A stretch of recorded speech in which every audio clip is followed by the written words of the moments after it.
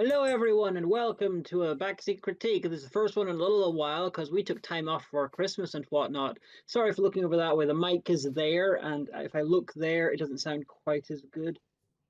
Excuses, excuses, excuses. You should do what I do and get a little arm to put it over the top of your monitor. I probably should. It would be smart. But spoiler alert, we're going to have differences of opinions about this film because we saw Argylle. Someone else step in before I reveal what happened in the plot. Don't. We also have two special guests. We have Chi, and the blur in the background is Salem. That one. Yeah. I want a cat. Oh, it's attacking my hand. He is still a baby. He is very playful. Okay, so we saw Argylle. There's one thing I'll say about this. A lot of people didn't see it because of the trailer. It was one of Teddy's gripes, was that it looked like the cat was the center focus of the film. He's not. But I will give the trailer credit for one thing. It did not give anything away about the plot. Pretty much everything you see in the trailer is in the first act of the film. Yeah, the film itself isn't a bad comedy, which the trailer made it feel like. It was not a bad comedy in the slightest. It very much felt like Kingsman in tone, maybe just a little sillier than that. Romancing the Kingsman, like romancing the stone crossed with Kingsman. Fair enough. I can see that.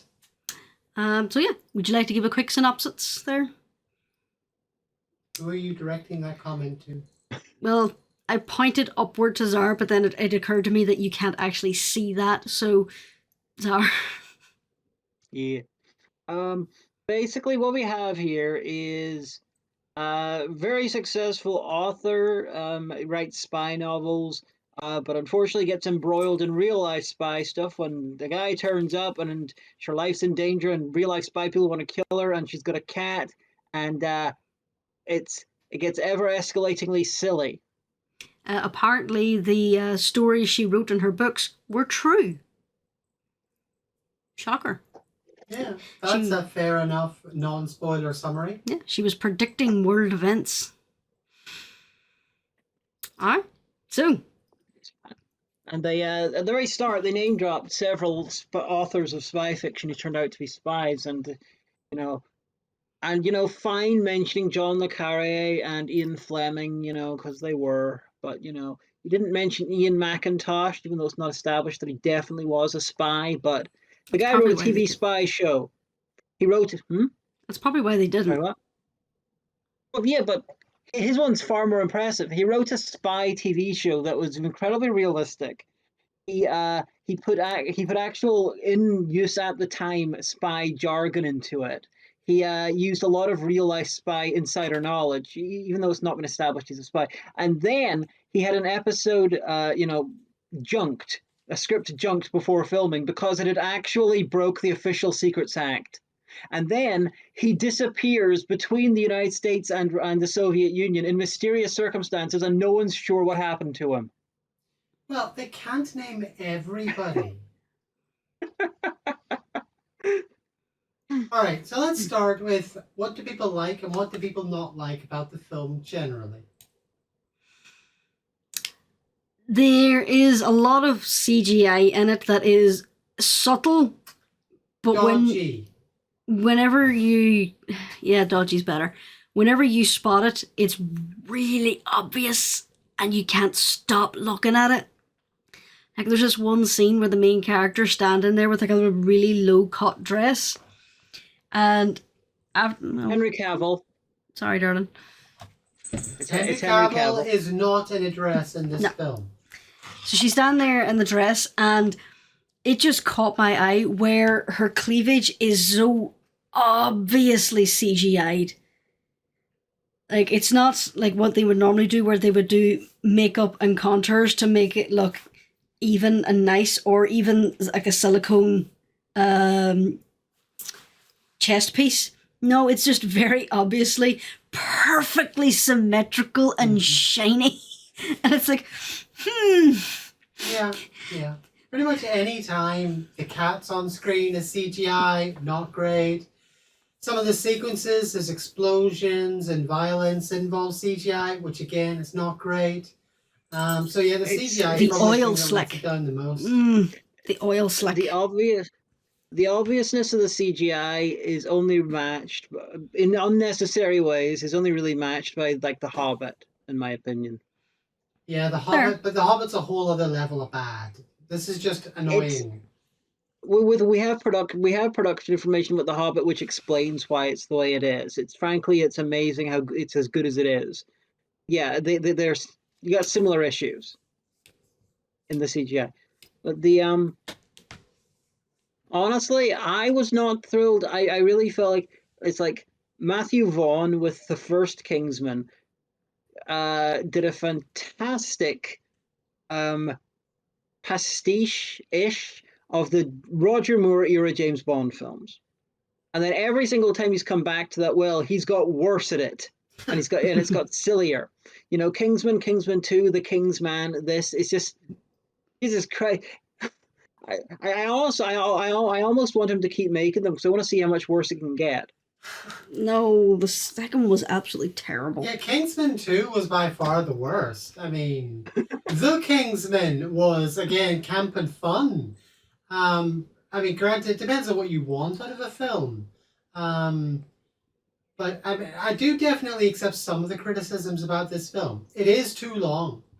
The opening, they spent about 20 minutes at the beginning, which could have been easily shaved down.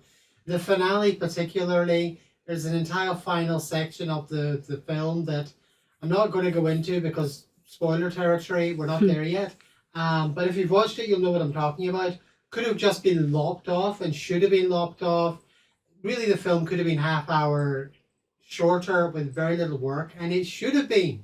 And then they could have spent some of that time and effort on the CGI. Sure. Yeah, then we would have had spent half an hour less watching this, and that would have been half an hour more of me, like for watching Caligula or whatnot. And I could have gone to bed half an hour earlier as well. And people leave comments. I'm trying to convince them to watch Caligula: The Ultimate Cut for this, but so far they're saying no. Tell me what you think. But anyway, so moving on. We're going to go into spoiler territory now. So if you haven't seen the film and you want to, go away and then come back. But come back. But who wants to basically give the spoiler summary? I can. Do it. Yeah. So basically, it quickly turns out that the author is actually Agent Argylle. She was involved in an accident of some kind, lost her memory, and got reprogrammed by the antagonists who run the evil company, this secret organization.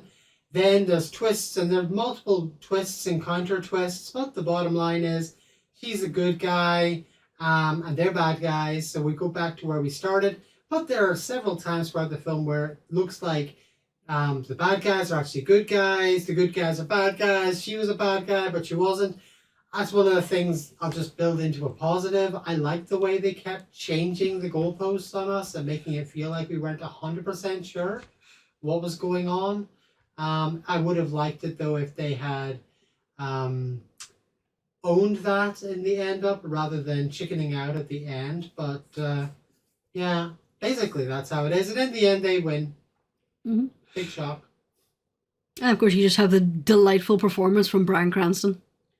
Yeah, I thought all the performances were solid. I think let's see.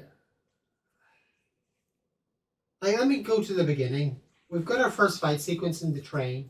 Very well choreographed. It was incredibly well choreographed. I'll give them a lot of credit for the fight sequences. They're really well done. Yeah, and although that fight sequence was done excellently, it felt incredibly jarring.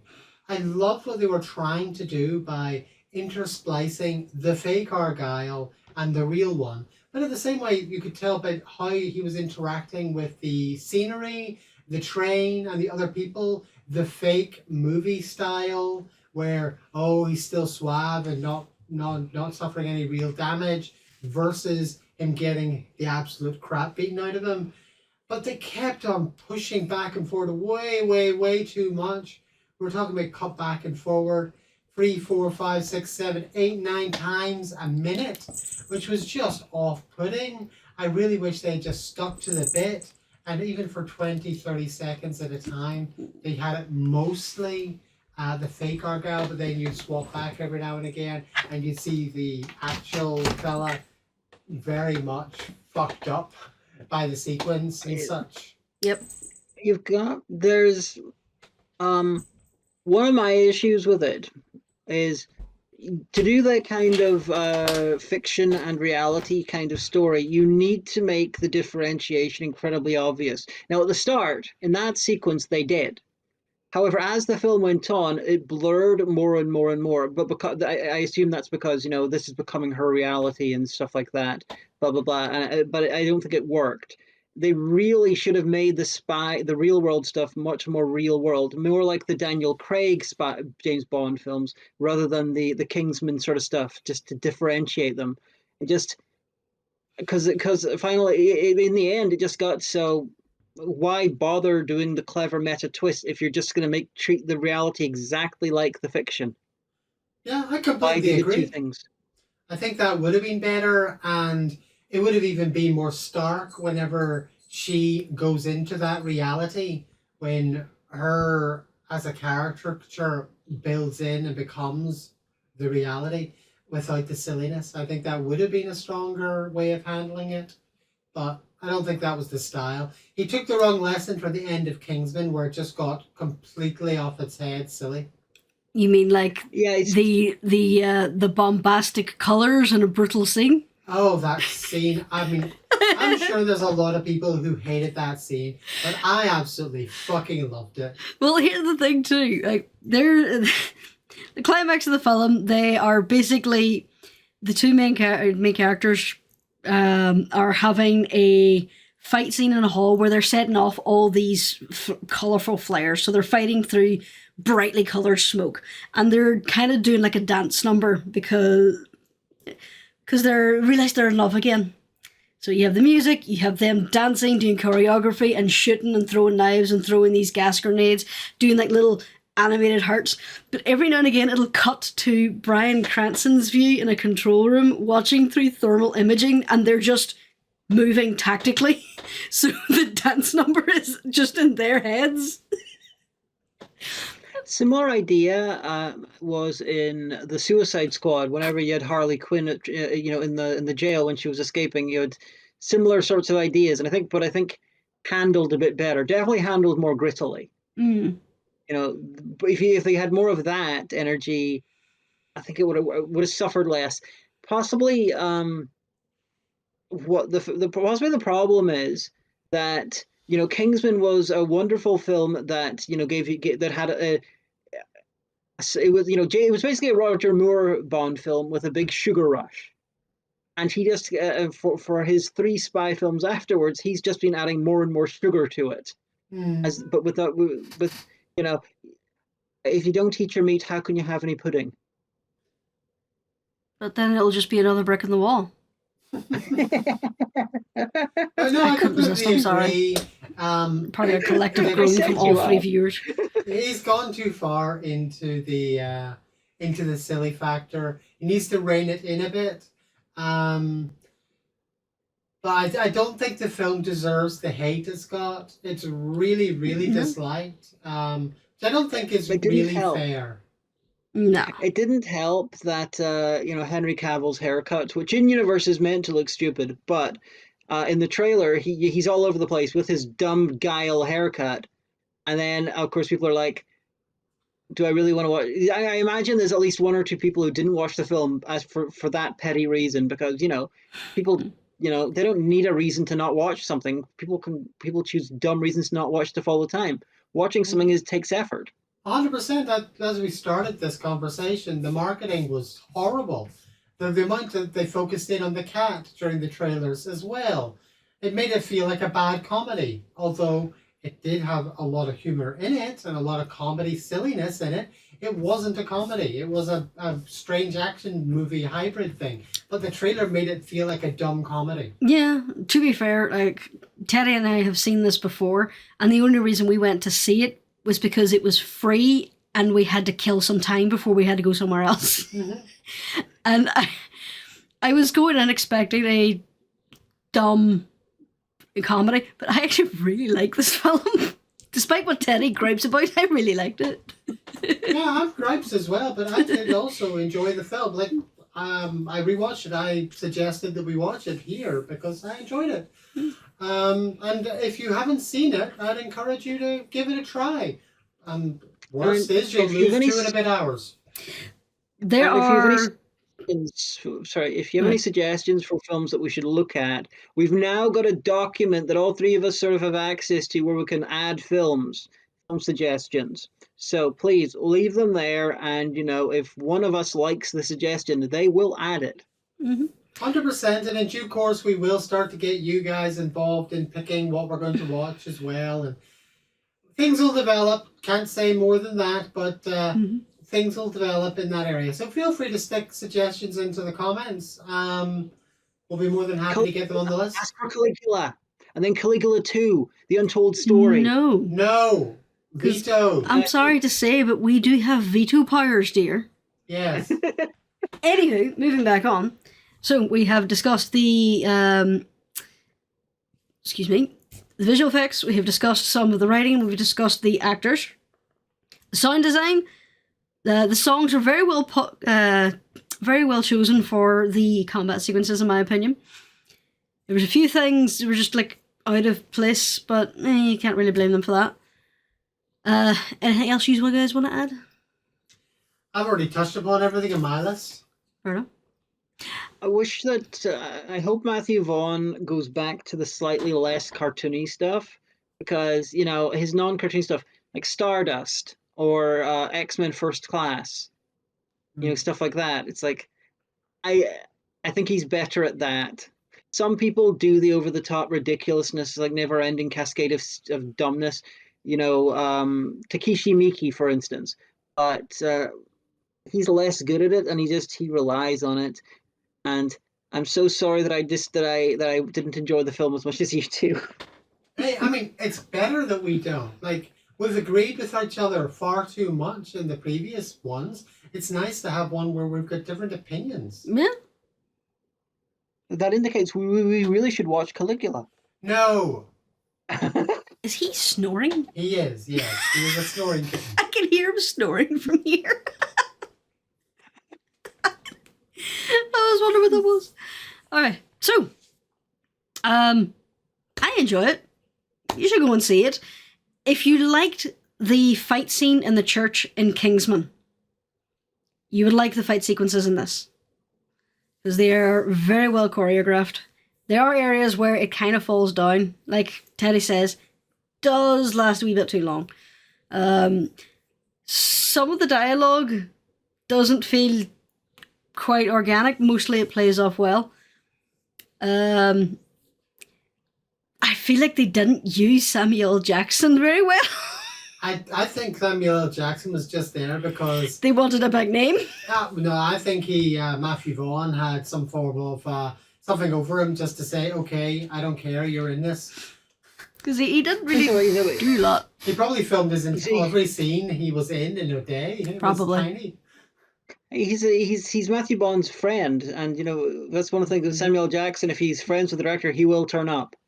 So I mean, it explains. But again, it was almost certainly he was only on set for a couple of days. It was practically nothing for him to do. Yeah, so it was like the what do you call it? The thing with Brad Pitt in Deadpool, where he was on screen for like 2 seconds, and then in return, he was in at the very end of Bullet Train. He showed up as the guy who was... Yeah, Bullet Train, that's one we need to get on the list. Yes, Bullet Train's fucking amazing. I have not seen Bullet Train. Even better. Ooh, even better. You're going to love it. It's very good. I do have a suggestion that I want you to add to the list right now. Onyx the Fortuitous and the Talisman of something. Oh yes, Okay. I remember. You were showing me the trailer for that. I don't think I was in the room when Yeah, you did that it's- one. It's based on a YouTube show which I've never seen, but you got Jeffrey Combs in it. You've got you've got the original voice of Kratos. You know, he's playing a werewolf, and you've got who else is in it? Barbara Crampton's in it. So you get two of the ones from Reanimator. This isn't about that film. That's for later. Let's not spoil it. for Yeah, everyone. that's spoil. I know, but I want you to add it to the list. It's I great. will add it to the list, but this is not for now. Also, Christopher Judge is Okay. my Kratos. Thank you very much. Right, This so is the shall we wrap OG this up? Kratos. I know. So we wrap this up. Yeah, okay. So, anything you want to add? I've said my points. No, good film. Enjoy it. Give it a shot if you haven't already. It's really didn't vibe with it personally. It was too long. Everyone looked like they're having fun, but you know, as Eric Idle said about acting in Yellowbeard, whenever actors have the more fun actors have on set, the less good the film usually is. And he had a lot of fun making Yellowbeard. I have no context for that film. Alright, so we'll do the usual sign off. If you're enjoying this, drop us a little comment, give us a like, share if possible.